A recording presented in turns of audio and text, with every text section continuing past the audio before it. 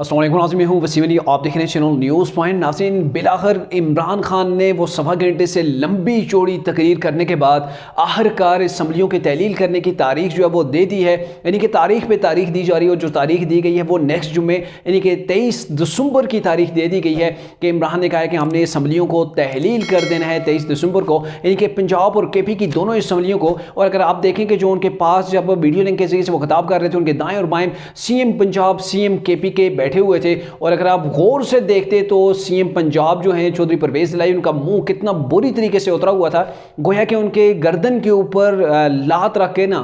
कदम रख के जो है वो इमरान ने ये फैसला किया था। ज़बरदस्ती फैसला किया जा रहा है कि उनसे जो है वो CM शिप पंजाब की जो है वो छीनी जा रही है। और ये चौधरी परवेज इलाही की पंजाब के अंदर CM शिप जो है वो लॉन्ग टर्म के लिए जो वो नहीं चल पाई। और अब जो इन्होंने फैसला किया है, अब गवर्नमेंट का इसके मुकाबले में क्या फैसला होगा,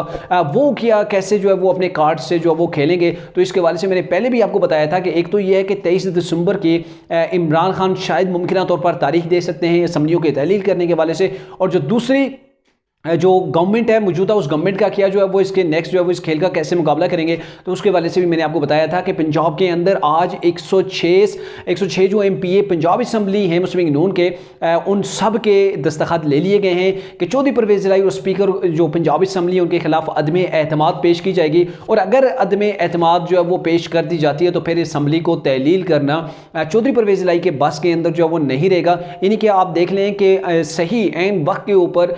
जो इस वक्त की गवर्नमेंट है और पंजाब असम्बली के अंदर अपोजिशन है, उन्होंने अपना पता जो है वो इस्तेमाल किया है, खेला है। और इसके वाले से आज उन्होंने अपना ये जो है वो वर्क जो होमवर्क था वो मुकम्मल कर लिया है। 106 MPA जो हैं वो राना मशहूद के घर के अंदर उन्होंने वहाँ पे मीटिंग की है। मीटिंग करने के बाद अदम एतमाद की थी, उसके ऊपर जो है वो सब ने अपने सिग्नेचर जो है वो कर दिए हैं। और अब मेरे ख्याल में मंडे को अदम एतमाद जो है वो पेश कर दी जाएगी पंजाब असम्बली के अंदर।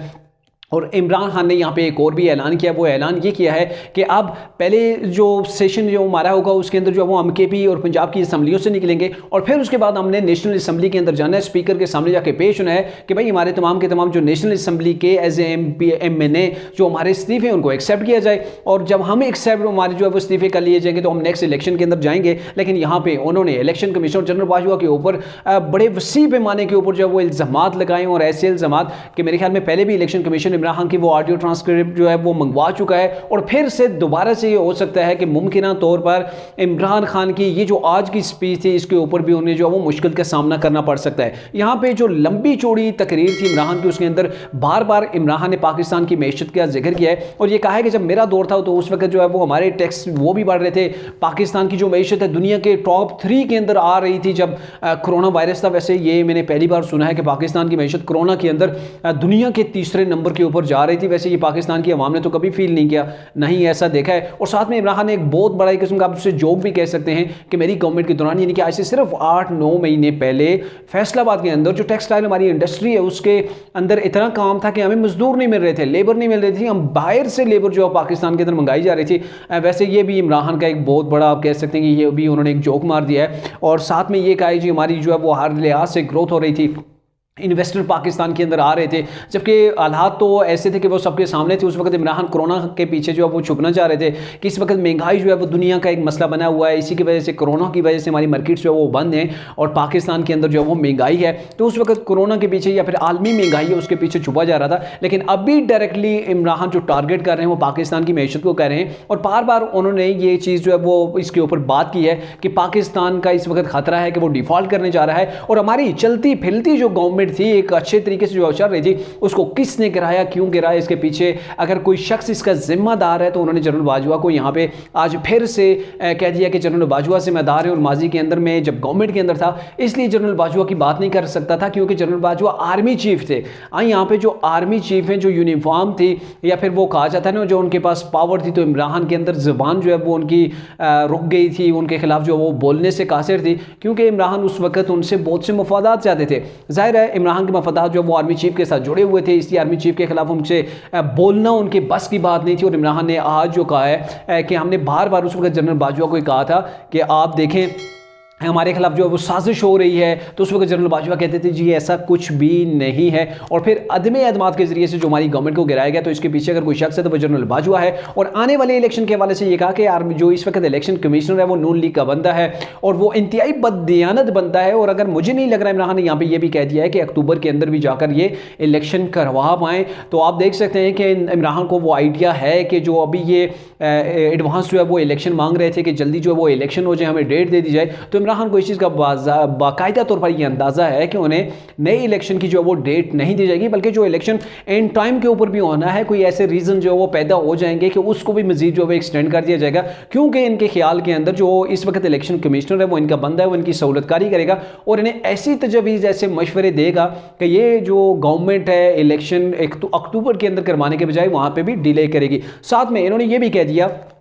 कि उस वक्त सुप्रीम कोर्ट के अंदर जब हम गए थे तो सुप्रीम कोर्ट रेडी हो गई थी कि नहीं हमने इलेक्शन करवाने हैं, जो इमरान की डिमांड है। बट उस वक्त भी इलेक्शन कमिश्नर ने यह कहा कि भाई हम 7 महीने तक पाकिस्तान के अंदर किसी तौर पर भी इलेक्शन नहीं करवा पाएंगे, क्योंकि नई हल्का बंदियाँ भी नहीं हुई हैं। उस वक्त पाकिस्तान का एक बड़ा हिस्सा जो है वो फ्लड के अंदर डूबा हुआ था, उसकी बड़ी बेसिक वजह यह है। लेकिन इमरान खान के नज़दीक ये वजह नहीं है। इमरान खान के नज़दीक ये वजह है कि इन्होंने इस गवर्नमेंट को जो वो बूस्ट दिया था कि ये गवर्नमेंट जो है वो आगे तक चल सके। और यहाँ पर इमरान को ये नज़र आ रहा है कि जैसे उन्होंने कहा ना कि इलेक्शन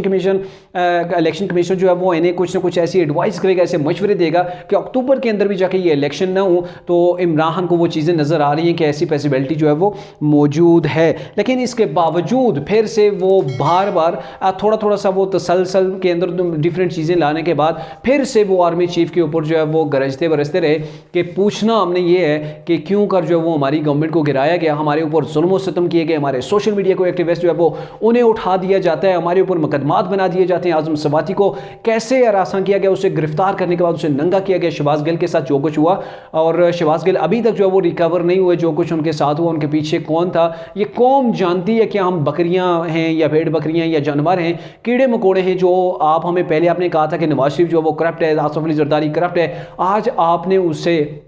दूध का धुला हुआ बनाकर हमारे ऊपर मुसल्लत कर दिया। तो ये तमाम का तमाम जो इमरान के वो टिपिकल जो इल्ज़ामात थे, जो पहले भी कई बार नहीं बल्कि आप कह सकते हैं कि सैकड़ों जलसों के अंदर, सैकड़ों जो इमरान के स्पीचेज़ हैं उनके अंदर जो चीज़ें इस्तेमाल हुई हैं वही मवाद आज भी इमरान का था। लेकिन उसके साथ जब इन्होंने ये ऐलान कर दिया कि हमने 23 दिसंबर को हमने असम्बलियों को तहलील करना है, तो उस वक्त जो उनके दाएँ और बाएँ दो अहम शख्सियात बैठी हुई थी, यानी कि CM पंजाब चौधरी परवेज़ इलाही और CM KPK यानी कि महमूद खान, तो उन लोगों जो कंडीशंस थी, जो उनके चेहरे के ऊपर जो है वो तासुरात थे, वो ऐसे तासुरात थे कि गोया उनसे ज़बरदस्ती ये जो है वो फेल करवाया जा रहा है। और इसके अंदर चौधरी परवेज़ इलाही और मुनस इलाही तो आपको पहले भी पता है, वो कई बार इमरान को एडवाइस कर चुके हैं कि आप तो सड़कों के ऊपर आ चुके हैं, हमें भी आप सड़कों के ऊपर लेके जा रहे हैं, हमारे सर के ऊपर जो छत थी वो भी आप छीन रहे हैं, और दोबारा आप जब पंजाब के अंदर आएंगे, आपको अगर गिरफ्तार किया जाता है, कुछ भी किया जाता है, तो पंजाब के अंदर हमारी गवर्नमेंट नहीं रहेगी, तो कौन आपका सहूलतकार होगा। तो यूँ ना करें कि हमें जो है वो इलेक्शन तक हमें तैयारी करने दें, पंजाब के अंदर हम इलेक्शन करें ताकि नेक्स्ट इलेक्शन की हम जो है वो तैयारी कर पाएँ।